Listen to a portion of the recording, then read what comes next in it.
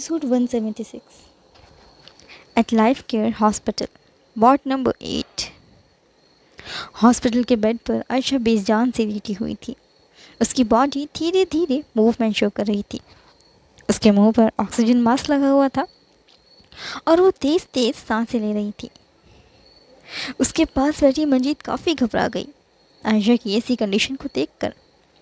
वो ज़ोर ज़ोर से डॉक्टर को पुकारने लगी।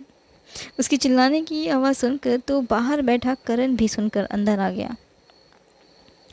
अब तो करण भी आयशा की ऐसी हालत देखकर घबरा गया। आयशा लंबी लंबी सांसें ले रही थी। इतने में वहाँ डॉक्टर और नर्स भी आ गए और इमीडिएटली आयशा का चेकअप करने लगे। Doctor Malhotra, quick check vitals. Nurse ने मॉनिटर देखा। आयशा की हार्ट रेट 132 पर मिनट तक चढ़ चुकी थी और उसका ब्लड प्रेशर भी अब अनस्टेबल हो रहा था। डॉक्टर ने नर्स से तुरंत इंजेक्शन मांगा। एड्रेनलिन सर्ज है नर्स, 2 ml फ्लूमाज़िनाल प्रिपेयर करो। आयशा को होश आ चुका था। उसकी आंखें खुल चुकी थीं और वो एकटुक कमरे की सीलिंग को देखे जा रही थी। डॉक्टर ने तुरंत आयशा की हार्ट बीट चेक करी।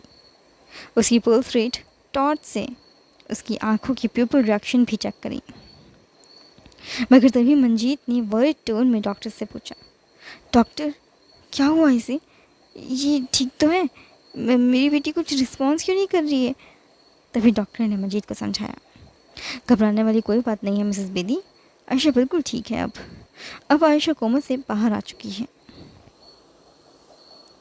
आयशा के कोमा से बाहर आ जाने वाली खबर सुनकर मंजीत और करण की खुशी का ठिकाना ही नहीं था।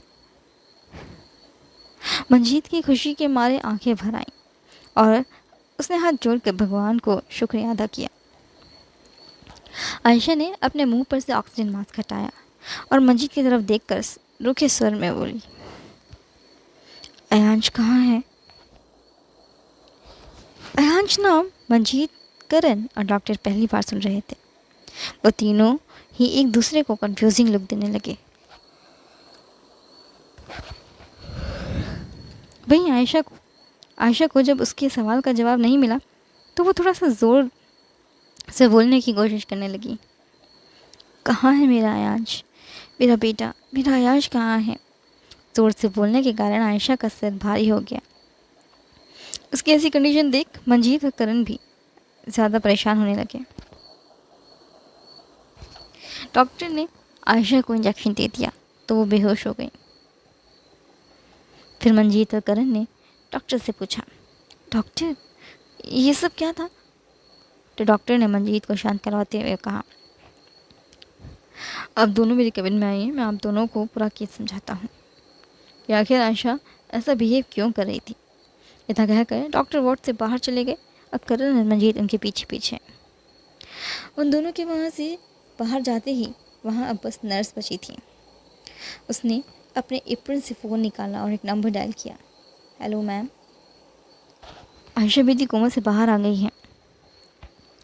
Okay ma'am. फिर इतना कहकर नर्स ने कॉल एंड कर दी। वहीं डॉक्टर के केबिन में मंजीत और करण डॉक्टर से आयशा के केस के बारे में डिस्कस कर रहे थे। डॉक्टर उन्हें आयशा के सडन एंड वियर्ड केस को एक्सप्लेन कर रहे थे।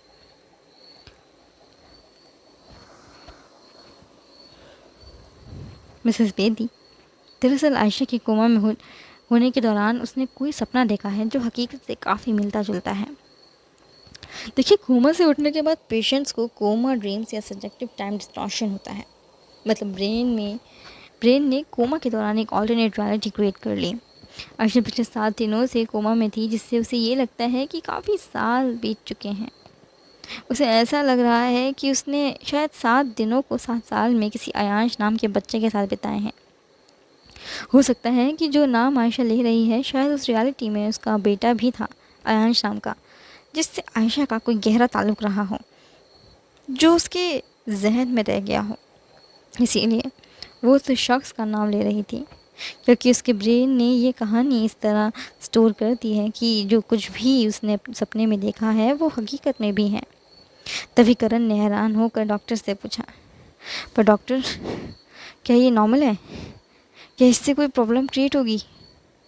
तो डॉक्टर मल्होत्रा ने उन दोनों को आश्वासन दिया, नहीं, घबराने वाली कोई बात नहीं है, आयशा वापस से पहले जैसी हो जाएगी। हाँ, ये काफ़ी रेयर है लेकिन डॉक्यूमेंटेड केस है।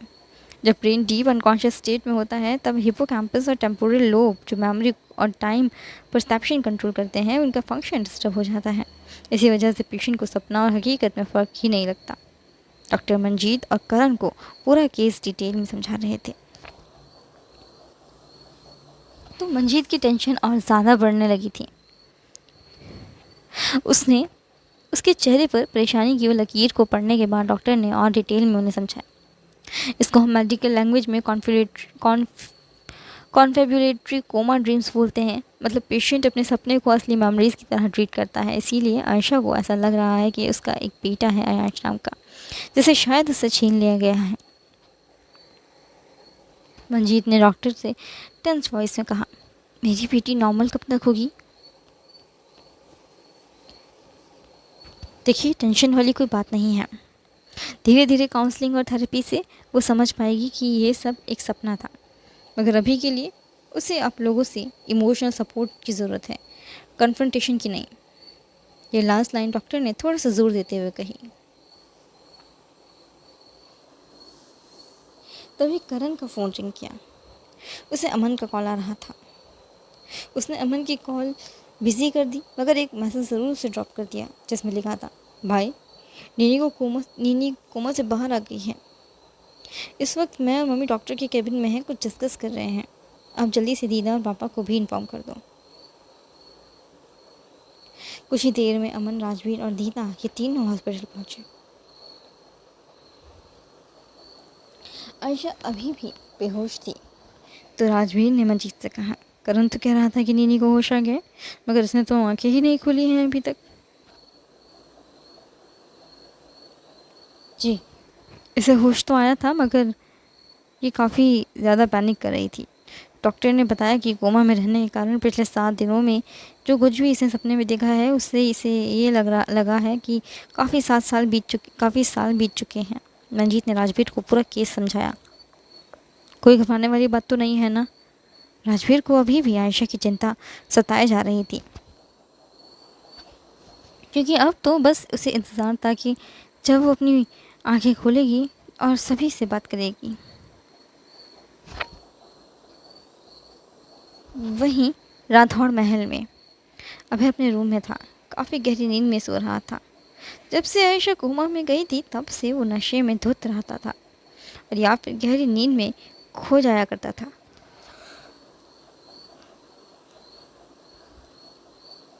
इस समय शाम के 5 बज रहे थे। नीचे हॉल में गीतांजलि कुसुम और गायत्री के लिए नेकलेस चूज़ कर रही थी, क्योंकि अब गीतांजलि ने अभय के साथ साथ अनिरुद्ध की भी शादी का फैसला ले लिया था। वो चाहती थी कि उसके दोनों बेटों की शादी एक ही दिन हो जाए। बस इसीलिए 2 दिन बाद का शादी का शुभ मुहूर्त निकाला गया था। वहीं पंडित जी का आना हुआ। उन्हें अचानक से देखकर गीतांजलि कंफ्यूज होते हुए उनसे बोली, नमस्ते पंडित जी, आप अचानक यहाँ? सब ठीक तो है ना? तो उन्होंने जवाब दिया, जी सब ठीक है। तभी हॉल में केतकी और दीपशिखा का आना हुआ। उन दोनों ने ही पंडित जी के पैर छुए और उनका आशीर्वाद लिया। आइए पंडित जी, बैठिए, मैं अभी मासा को बुला कर लाती हूँ। इतना कहकर केतकी वहाँ से चली गई जहांगीर को बुलाने के लिए। इतने में गीतांजलि ने पंडित जी से पूछ लिया, पंडित जी, आपको यहाँ मासा ने बुलाया है क्या? तो उन्होंने अपना सिर हाँ में हिलाया। लेकिन क्यों? इतना कहकर वो थोड़ा रुकी। मेरा मतलब है कि अभी कुछ ही दिन पहले तो आपने बच्चों की शादी का मुहूर्त निकाला था, फिर अचानक से मासा ने आपको किस काम से बुला लिया है?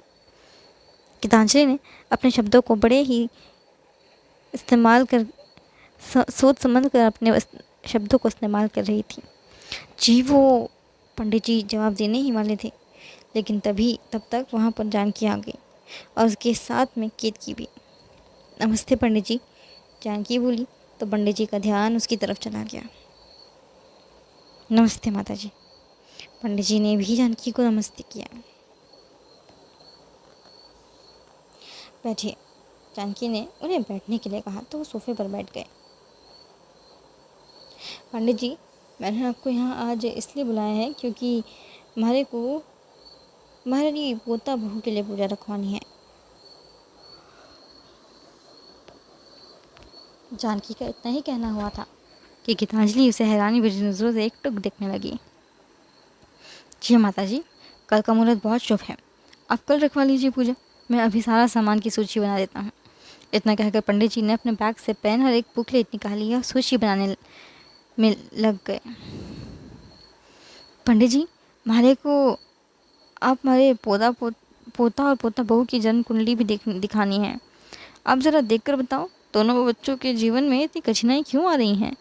जानकी को अचानक से आयशा के लिए इतना ज़्यादा चिंतित होता हुआ देख कुसुम का खून खौलने लगा था। उसने गुस्से को काबू करने के लिए अपनी मुट्ठियां बंद कर ली ताकि किसी तरह से वो इस बात को हजम कर पाए।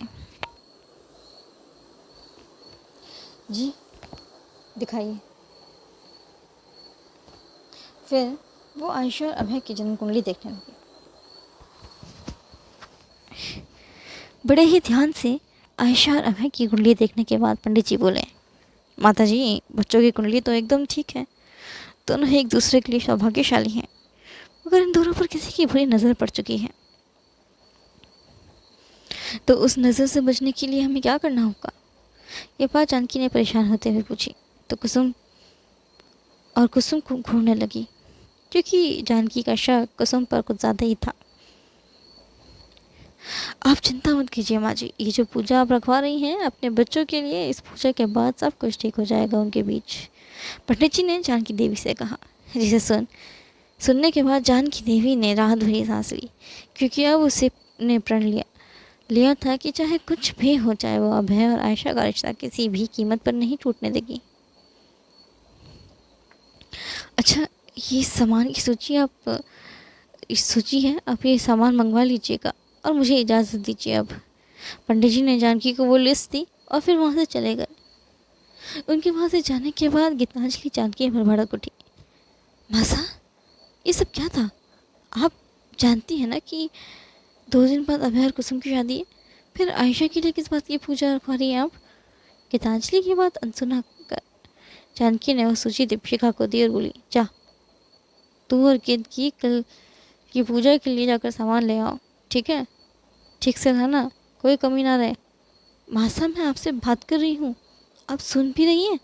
अब तो गीतांजलि को जानकी के व्यवहार से इरिटेशन होने लगी थी।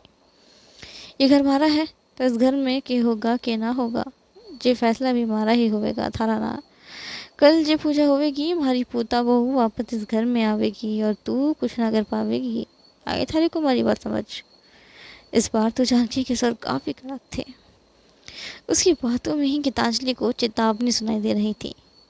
मगर दादी साहब, अब हम होने वाली बहू है इस घर की, अब हमारे साथ इस तरह नाइंसाफ़ी नहीं कर सकती। फाइनली कुसुम जानकी से अपने मन की बात बोल पड़ी। हमारे को लगता है कि तू अनपढ़ है, ठीक से पढ़ी लिखी ना है, तभी तो थारे को ये भी ना मालूम है कि अब तक अभय और आयशा का तलाक ना हुआ है, तो खानदान की बहू ना बन पाएगी, और ना ही मैं थारे को बनने दूंगी हमारे खानदान की बहू। ये बात तू अपने दिमाग में बैठा ले कुसुम। जानकी ने बड़े ही साफ शब्दों में कुसुम को ये बात क्लियर कर दी और आंखों में आंसू लिए कुसुम वहाँ से चली गई। वहीं हॉस्पिटल में अब आयशा को पूरी तरह से होश आ चुका था, मगर वो बार बार सिर्फ एक ही नाम पुकार रही थी, अयांश। नहीं बेटा, रिलैक्स, सपना था वो सब कुछ एक। अयांश नाम का कोई बंदा एग्जिस्ट नहीं करता है बेटा। मंजीत आयशा को लगातार समझाने लगी हुई थी, तो वो अपनी माँ को बड़ी बड़ी आंखों से घूरने लगी, उसे ये कहने के लिए कि अयांश नाम का बच्चा एग्जिस्ट करता है। आप ऐसा कैसे कह सकती हो? अयांश मेरा बेटा है, आपका नाती है। आपको आपको पता है वो अभय है ना, उसने उसने मुझसे मेरे बेटे को छीन लिया, लेकिन वो उसे मुझसे अपने साथ दूर मुझे जाना होगा, मुझे बेटे को वापस लाना होगा, वरना मेरा नहीं रह पाता है मम्मी। आयशा की सस्कियाँ सबको यही बता कर रही थी कि उसका अयांश नाम के बच्चे के साथ कितना गहरा लगाव रहा होगा। मंजीत ने आयशा के आंसू पोंछे और अपने सीने से लगाते हुए उसे समझाने लगी। बेटा, ऐसा कुछ भी नहीं हुआ था। तेरा और अभय का कोई बेटा नहीं है, और ना ही 7 साल बीते हैं अभी, बल्कि तो पिछले 7 दिनों से कुआं में थी। तुझे याद है? याद है तुझे? तू सीढ़ियों से नीचे गिर गई थी, फिर हम तुझे हॉस्पिटल ले आए थे, तो कुआं में चली गई थी बेटा, और आज 7 दिन बाद जाकर तुझे होश आया है वापस। मंजीत की पूरी बात सुनने के बाद आयशा अपने दिमाग में जोर डालने लगी, जिस कारण उसका और तेज सिर दुखने लगा और अचानक ही वो बेहोश हो गई। उसकी बिगड़ती हुई हालत को देख राजवीर और दीदा को टेंशन हो गई, तो सायशा ने जल्दी से डॉक्टर को बुला लिया। डॉक्टर ने सायशा का चेकअप करने के बाद बीदी फैमिली को सलाह दी, देखिए, आप लोग आयशा को ज़्यादा स्ट्रेस मत दीजिए, उसके दिमाग पर असर पड़ रहा है। मगर डॉक्टर, आयशा मानने को राज़ी ही नहीं है। इसे ऐसा लगता है कि जो कुछ भी इससे इसने सपने में देखा है वो सब हकीकत में एग्जिस्ट करता है। सायशा आयशा के लिए कंसर्न होते हुए डॉक्टर से बोली, आप लोग फिक्र मत कीजिए, इसे धीरे धीरे सब कुछ खुद ही समझ में आ जाएगा। बस किसी बात को समझाने के लिए आप इसे फोर्स मत कीजिए। इतना कहकर डॉक्टर वहाँ से चले गए। बदतर, मुझे लगता है कि राठौड़ परिवार को भी हमें इन्फॉर्म कर देना चाहिए कि नीनी को होश आ गया है। वो लोग भी कितने परेशान हैं हमारी बच्ची के लिए। दीदा ने सभी को अपनी सलाह दी, मगर राजवीर और मंजीत एक साथ चिढ़ गए। मम्मी जी, आप ये कैसी बातें कर रही हैं? राठौड़ खानदान हमारी बच्ची के लिए कब से परेशान होने लगा? अरे वो लोग तो अभय की दूसरी शादी करवाने में बिजी हैं। उनके घर में तो शादी की तैयारियां चल रही हैं। उन लोगों को वहाँ इतनी फुर्सत है कि वो लोग हमारी बेटी के लिए फिक्र करें। मंजीत दीदा से नाराज़ होते हुए बोली, तो दीदा चुप हो गई। मगर मम्मी, दादू सर और धीराज अंकल तो रोज़ आते हैं नीनी से मिलने के लिए, इतनी परवाह तो करते हैं वो नीनी की। सायशा को राठौड़ खानदान का वाक़ करते देख मंजीत ने उसे भी डांट दिया और सायशा चुप हो गई। तो क्यों इतना पक्ष ले रही है तू उन लोगों का? हाँ, ये बात सच है कि देवदत्त अंकल और अधिराज डेली आते हैं हमारी नीनी को देखने के लिए, मगर नीनी सिर्फ उनके अकेले की कुछ नहीं लगती है। जानकी आंटी और एक जानकी आंटी तो एक बार भी नहीं आई। कीर्ति और दीपशिखा भी नहीं आई एक बार भी। और वो क्या नाम है उसका, कीर्ति, दीपशिखा और कीर्ति की सबसे छोटी देवरानी, वो भी एक बार नहीं आई उससे मिलने के लिए। तो फिर कैसी रिश्तेदारी? मंजित की बात कहीं ना कहीं एकदम सही थी, इसीलिए अब सायशा अपनी माँ से और ज़्यादा बहस नहीं कर रही थी। अब मुझे और बहस नहीं सुननी है। मेरी को आराम की बहुत ज़रूरत है। कोई से परेशान नहीं करेगा। आई बात समझ? मैं जा रही हूँ। तब तक अमन और करण, तुम दोनों अपनी छोटी बहनों का ख्याल रखना, ठीक है? इतना कहकर मंजीत राजवीर के साथ वहाँ से चली गई। कुछ ही देर में आयशा को भी वापस होश आ गया। उसकी आंखें तो खुल चुकी थी, मगर वो कुछ रिस्पॉन्स नहीं कर रही थी। उसे इस कंडीशन में देख कर करण घबरा गया, क्योंकि इस वक्त वो वार्ड में अकेला ही मौजूद था। सायशा अपने किसी पेशेंट को चेक करने के लिए गई हुई थी, और अमन अपना अर्जेंट कॉल अटेंड करने के लिए। नीनी, बहन तो ठीक है ना? करण ने आयशा को हल्का सा टच किया तो उसकी पलकें झपकने लगी। उसकी झपकती हुई पलकें देखकर करण ने थोड़ी सी राहत की सांस ली। नहीं बहन, अब तो कैसी है? तुझे कहीं दर्द तो नहीं हो रहा है? करण ने नर्म स्वर में उससे पूछा, और उसने हल्के से अपना सिर हाँ में हिलाया। कहाँ कहाँ दर्द हो रहा है? मैं डॉक्टर को बुलाऊं? करण बहुत ही आराम से उससे पूछ रहा था।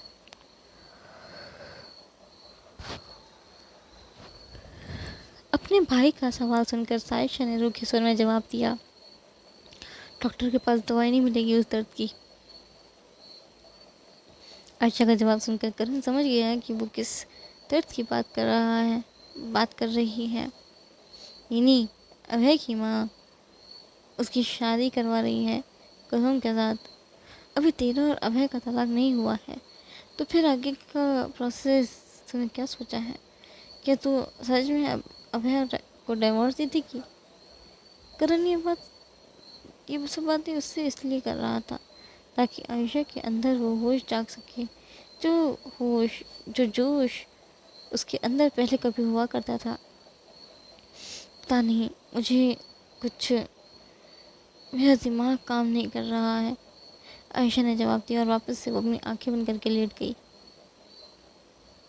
करण भी आयशा को और डिस्टर्ब नहीं करना चाह रहा था, इसलिए उसने आगे कुछ नहीं कहा और वापस सोफे पर जाकर बैठ गया। तभी उसने देखा कि उसका फ़ोन वाइब्रेट कर रहा था। स्क्रीन पर D with red heart show हुआ, जिसके बाद उसके होठों पर मुस्कान आ गई। हेलो। करण ने वो कॉल पिक कर ली तो फ़ोन की दूसरी तरफ से आवाज़ आई, अब कैसी है मेरी प्यारी ननद? ठीक है वो, अब होश आ गया है मेरी बहन को, तुम मिलोगी उससे? करण ने दिव्या से कहा तो वो कुछ सेकंड्स के लिए चुप रही। उसकी चुप्पी से ही करण समझ गया कि अभी दिव्या आयशा से नहीं मिलना चाहती है। Karan, don't mind, but I think जब तक तुम्हारी बहन का मैटर सॉल्व नहीं हो जाता तब तक हमें हमारा रिलेशनशिप को ओपन नहीं करना चाहिए। इतना कहकर दिव्या चुप हो गई, वरना हो गई। करण को तो दिव्या की बात कहीं ना कहीं बिल्कुल सही लग रही थी, तो उसने आगे कुछ नहीं कहा। अच्छा, मैं तुमसे बाद में बात करता हूँ, मेरी मम्मी हॉस्पिटल आने के ही वाली है। इतना कहकर करण ने कॉल काट दी। वहीं बेदी मैंशन में मंजीत बच्चों के लिए खाना पैक कर रही थी। रणवीर मैच देख रहा था। दीदा अपनी फुट मसाज दे रही थी। मंजीत और रणवीर अमन के आने का वेट कर रहे थे, क्योंकि वो दोनों दीदा को अकेले घर पर नहीं छोड़ना चाहते थे। ये अमन अभी तक आया ना, क्यों नहीं? आप फ़ोन करो ज़रा उसे, मंजीत राजवीर से बोली। तभी घर की डोरबेल बजी। मंजीत को लगा कि शायद अमन आ चुका है, तो उसने दरवाज़ा खोला। मगर जैसे ही उसने दरवाज़ा खोला तो अपने सामने उसने किसी और शख्स को देखकर हैरान रह गई, क्योंकि वो शख्स कोई और नहीं बल्कि जानकी और दीपशिखा थे। आप दोनों यहाँ अचानक? मंजीत ने हैरानी भरी स्वर में उन दोनों से पूछा। अंदर नहीं बुलाऊंगी हमें? दीपशिखा ने उससे कहा। तो मंजीत दरवाजे से साइड हो गई। जानकी और दीपशिखा बेदी मेंशन के हॉल में बैठे थे। हॉल में इस वक्त काफ़ी शांति थी, कोई भी कुछ नहीं बोल पा रहा था। आयशा की कंडीशन कैसी है अब? दीपशिखा ने बात की शुरुआत करी। ठीक है अब, मंजीत ने रूर से जवाब दिया। तो दीपशिखा और जानकी समझ गए कि मंजीत और राजवीर दोनों कितने। दीपशिखा ने बात शुरू करी। ठीक है अब, मंजीत ने रूट से जवाब दिया। तो दीपशिखा और जानकी समझ गए कि मंजीत को राठौर खानदान से कितनी नाराज़गी है। केतारियल ने पूरे घर में आतंक मचा कर रखा है। मास्टर बाबा साहब की तबीयत भी ठीक नहीं रहती है। अभय ने कमरे में खुद को कैद कर लिया है। आयशा के कोमा में चले जाने से पूरे घर में वीरानी छा गई है। दीपशिखा बोली तो दीदा उसे ताना मारने लगी। अरे पर तुम लोगों के घर में क्यों वीरानी छा गई है भाई?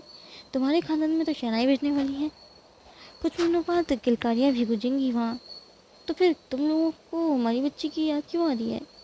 इसी सिलसिले में तो हम बात करने आए हैं, दीपशिखा ने जवाब दिया। हमने आयशा के लिए पूजा रखवाई है, कल आप लोगों को भी आना होगा। क्या पता इस पूजा के बाद भगवान अपना कोई चमत्कार ही दिखा दे और आयशा को होश आ जाए। जानकी, जो काफ़ी देर से शांत बैठी थी, वो बोली। आयशा के लिए जानकी का कंसर्न देखकर मंजीत, दीदा और राजवीर तीनों ही शॉक थे। उन तीनों को ही ये बात हजम नहीं हो पा रही थी कि जो जानकी देवी आयशा को फूटी आँख पसंद नहीं करती थी, हर वक्त उसके पीछे हाथ धोकर पड़ी रहती थी, आज वो ही और आयशा के लिए इतना कुछ कर रही थी। कमाल है भाई, कमाल है। कल तक तो तू हमारी बच्ची को खाने के लिए दौड़ती थी, और आज उसी बच्ची के लिए तूने पूजा रखवाई। ओए मैनू ना हो रही ये बात हजम, कुछ तो झोल है। दीदा जानकी की भावनाओं का मजाक बनाने लगी, लेकिन आज से पहले तो कभी जानकी ने आयशा के लिए इतना फिक्र भी नहीं जताई थी, बल्कि वो तो खुद ही आयशा और अभय को अलग करना चाहती थी। फिर अचानक उसका ऐसा बदला हुआ रूप देखकर तो दीदा काफ़ी हैरान थी। आप लोगों ने हमारी बच्ची के लिए इतना सोचा, हमें ये जानकर अच्छा लगा, मगर अब हमारा आप लोगों के साथ में ऐसा कोई रिश्ता नहीं रहा है। वैसे भी आपके घर में शादी की तैयारियां चल रही हैं, ऐसे में हम आप लोगों को डिस्टर्ब नहीं करना चाहते हैं। राजवीर ने डायरेक्टली जानकी को और दीपशिखा को मना कर दिया, मगर तभी जानकी ने कुछ ऐसा कहा जिसके बाद उन तीनों के होश उड़ गए। मैं ये ब्याह किसी भी कीमत में ना होने दूंगी। ये हमारी जुबान है थारे को मंजीत। हमारी पोता बहू आयशा है, थी और हमेशा वही रहेगी। हमारे पर भरोसा रखो तुम लोग। सब कुछ हमारी वजह से बिगड़ा है तो सुधार भी मैं ही करूँगी। जानकी की आंखों को पढ़कर मंजीत को साफ ये बात क्लियर हो चुकी थी कि इस बार वो कोई खेल नहीं खेल रही है, बल्कि वो सच में आयशा को इस हद तक उसका हक देना चाहती है। मगर मंजीत इस बात को कंफर्म नहीं करना चाहती थी एक बार तसल्ली से। मगर मासा, आप क्यों आयशा के लिए इतना कुछ कर रही हैं? आयशा तो आपको बिल्कुल भी पसंद नहीं है। आप तो खुद ही कुसुम को अपनी बहू बनाना चाहती थी, फिर अचानक क्या हो गया आपको? मंजीत ने जानकी से सवाल किया तो जानकी तिरछी मुस्कान के साथ मुस्कुराई और उसने जवाब दिया, क्योंकि महारी शैली ने महारे से कुछ ज़्यादा ही विद्या सीख लिया है, मगर वो ये भूल गई कि गुरु तो गुरु हुए हैं। तो बस मंजीत मारे और एक बार भरोसा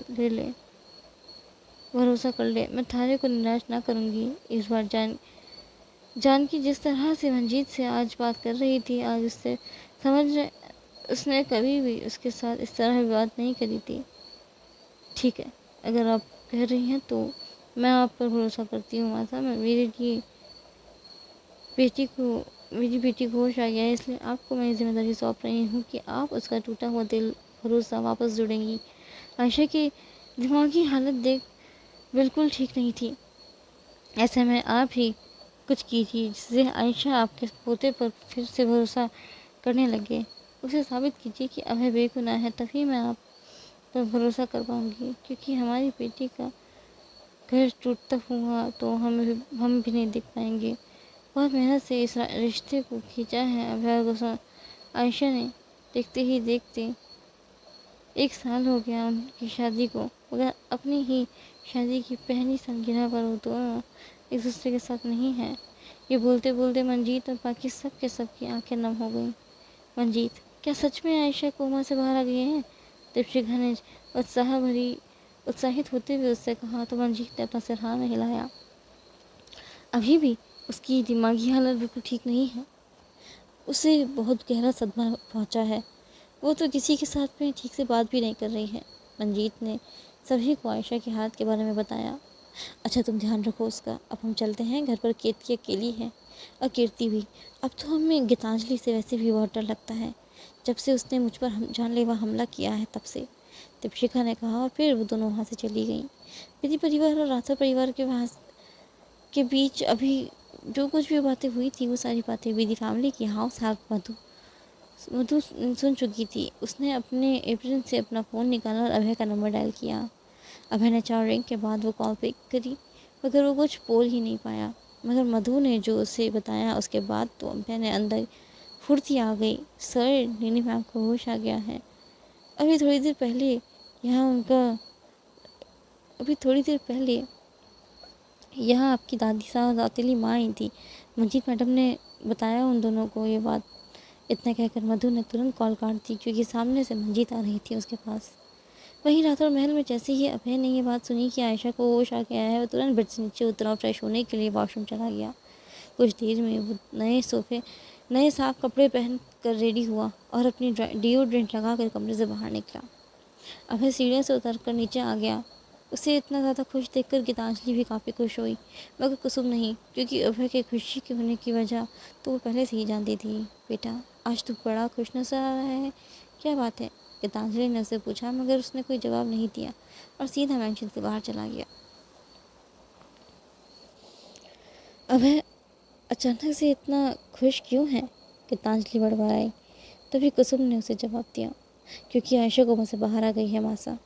वो हमारी और अभय की शादी नहीं होने देगी अब किसी भी कीमत पर। हमारा होने वाला बच्चा, उसे उसका हक नहीं मिट पाएगा।